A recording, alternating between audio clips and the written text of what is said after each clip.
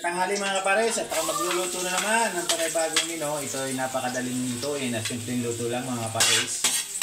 Ito ay ang patulang ginisa with my miswa. So paano nga ba ako magluto ng patulang ginisa with my miswa? Ayan ha. Panoorin po niya ako at pwede nyo gayahin sa inyong mga bahay-bahay. Ayan, sabi ko nga.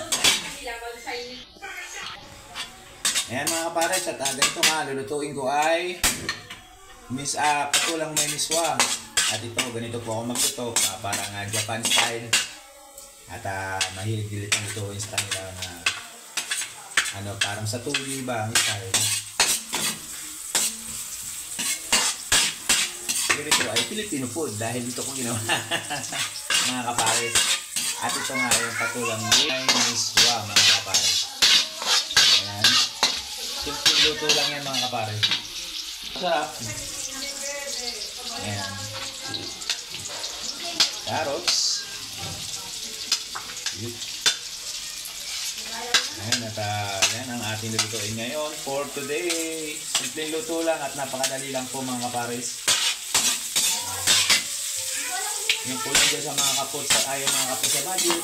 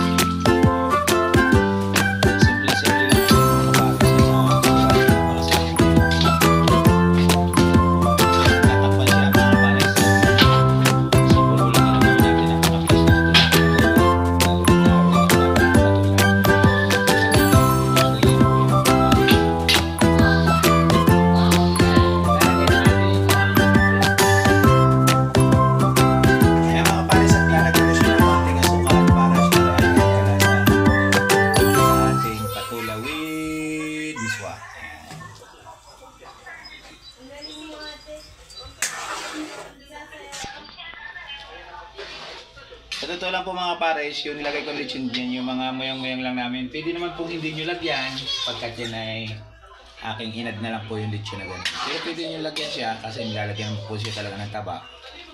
Ay aking nilagay pa yung lechon yan. Yung mga tira-tira. Ayan, okay na po yan. And then lalagay na po yung miswa mga pares.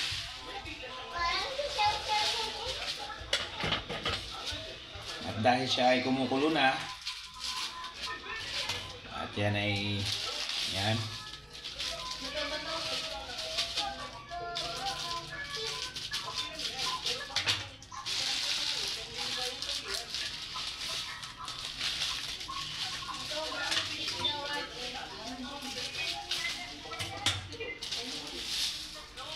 Yan lang po yan, simple-simple lang po mga kapares at maluluto na ho yan.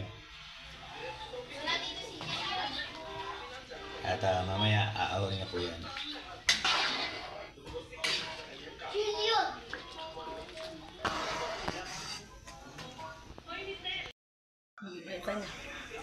Ayan mga kapares, at ito na siya mga kapares. At yan lang po, ganyan lang po siya. At yan.